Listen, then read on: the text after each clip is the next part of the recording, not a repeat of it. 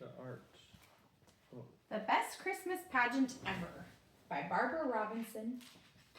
Pictures. Well, I'm not going to show you the pictures, so it doesn't matter. Okay, chapter 7. On the night of the pageant, we didn't have any supper because Mother forgot to fix it. My father said that was all right. Between Mrs. Armstrong's telephone calls and the pageant rehearsals, he didn't expect supper anymore. When it's all over, he said, we'll go someplace and have hamburgers. But Mother said when it was all over, she might want to go hide someplace. We've never once gone through the whole thing, she said. I don't know what's going to happen. It may be the first Christmas pageant in history where Joseph and the wise men get in a fight and Mary runs away with the baby. She might be right, I thought. And I wondered what all of us in the angel chorus ought to do in case that happened. It would be dumb for us to just stand there singing about the Holy Infant if Mary had run off with him. But nothing seemed very different at first. There was the usual big mess all over the place, baby angels getting poked in the eye by other baby angels' wings and grumpy shepherds stumbling over their bathrobes. The spotlight swooped back and forth, up and down, till it made you sick at your stomach to look at it. As usual, whoever was playing the piano pitched Away in a Manger so high we could hardly hear it, let alone sing it. My father says Away in a Manger always starts out sounding like a closet full of mice. But everything settled down. At 7:30, the pageant began. While we sang Away in a Manger, the ushers lit candles all around the church, and the spotlight came to be on the star. So you really had to know the words to Away in a Manger because you couldn't see anything, not even Alice Wendelkin's Vaseline eyes. Wendlikins? Alice Wendlikin's Vaseline eyes. After that, we sang 2 verses of O Little Town of Bethlehem, and then we were supposed to hum some more O Little Town of Bethlehem while Mary and Joseph came in from a side door. Only they didn't come right away, so we hummed and hummed and hummed, which is boring and also very hard, and before long doesn't sound like any song at all, more like an old refrigerator. I knew something like this would happen, Alice Wendlikin whispered to me. They didn't come at all. We won't have any Mary and Joseph, and now what are we supposed to do? I guess we would have gone on humming until we all turned blue, but we didn't have to. Ralph and Imogen were there all right, only for once they didn't come through the door pushing each other out of the way.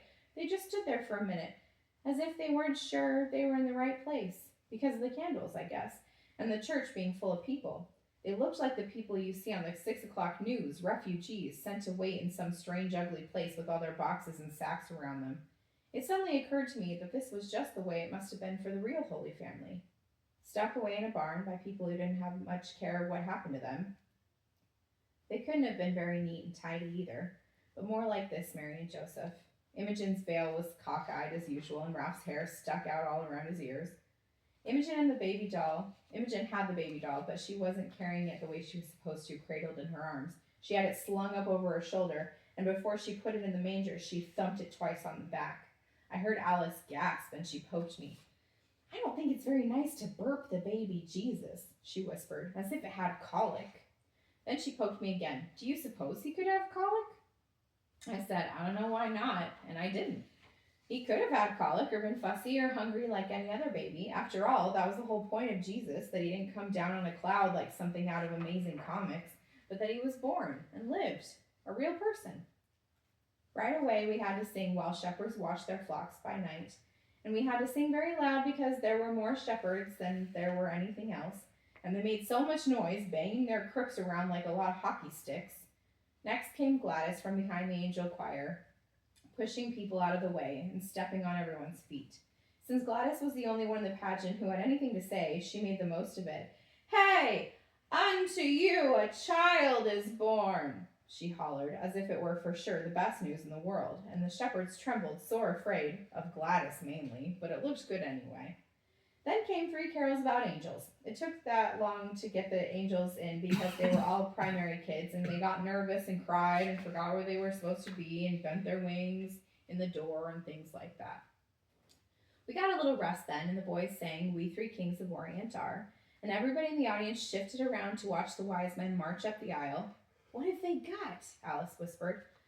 I don't know, but whatever it was heavy. Leroy almost dropped it. He didn't have his frankincense jar either, and Claude and Ollie, that makes sense, Oliver probably.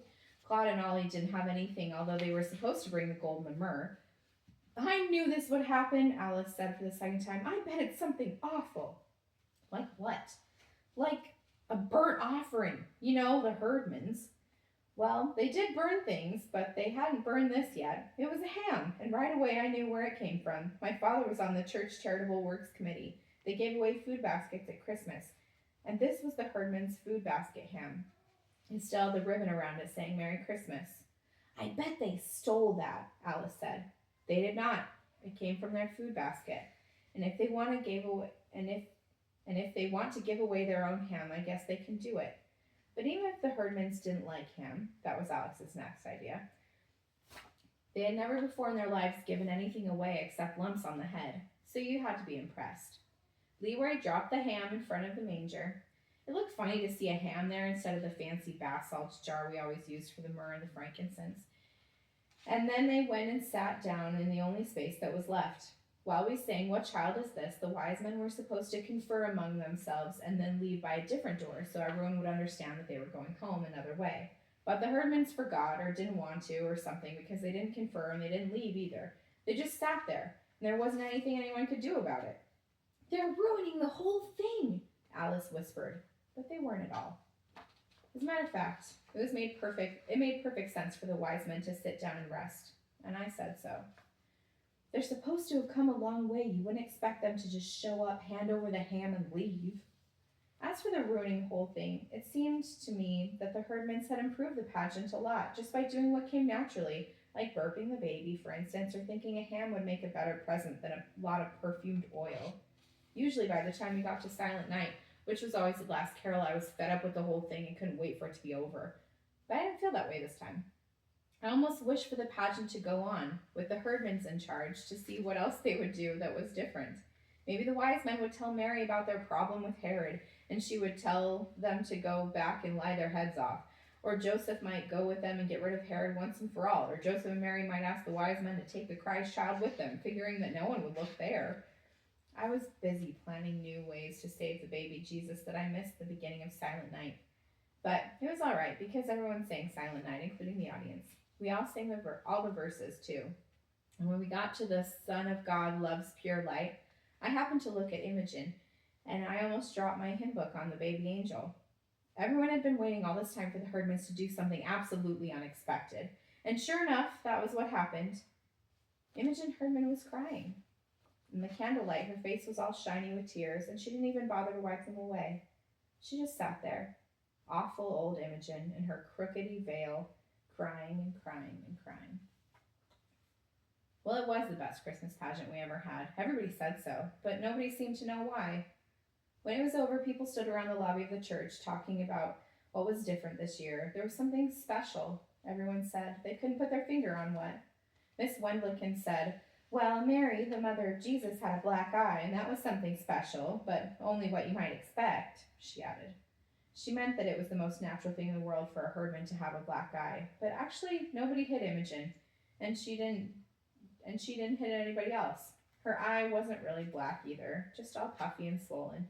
She had walked into the corner of a choir robe cabinet in the kind of a daze, as if she had just caught onto the idea of God and the wonder of Christmas. And this was the funny thing about it all.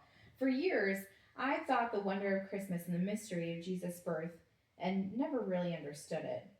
But now, because of the herdmans, it didn't seem so mysterious after all.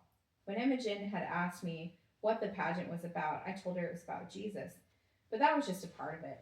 It was about a new baby and his mother and father who were in a lot of trouble. No money, no place to go, no doctor, nobody they knew. And then, arriving from the east, like my uncle from New Jersey, some rich friends. But Imogen, I guess, didn't see it that way. Christmas just came over her all at once, like a case of chills and fever. And so she was crying and walking into the furniture. Afterward, there were candy canes and little tiny testaments for everyone and a poinsettia plant for my mother from the whole Sunday school. We put the costumes away and folded the collapsible manger, and just before we left, my father snuffed out the last of the tall white candles. I guess that's everything, he said as we stood at the back of the church. All over now. It was quite a pageant. Then he looked at my mother. What's that you've got? It's the ham, she said. They wouldn't take it back. They wouldn't take any of the candy either, or any of the little Bibles. But Imogen did ask me for a set of the Bible story pictures, and she took out the Mary picture and said that it was exactly right, whatever that means. I think it meant that no matter how she herself was, Imogen liked the idea of the Mary in the picture, all pink and white and pure looking, as if she'd never washed the dishes or cooked supper or did anything at all except have Jesus on Christmas Eve. But as far as I'm concerned, Mary is always going to look a lot like Imogen Herdman, sort of nervous and bewildered, but ready to clobber anyone who laid a hand on her baby. And the wise men are always going to be Leroy and his brothers bearing ham. When we came out of the church that night, it was cold and clear, with crunchy snow underfoot and bright, bright stars overhead. And I thought about the angel of the Lord, Gladys, with her skinny legs and her dirty sneakers sticking out from under her robe, yelling at all of us everywhere, "Hey, unto you a child is born." The end. This is Gladys.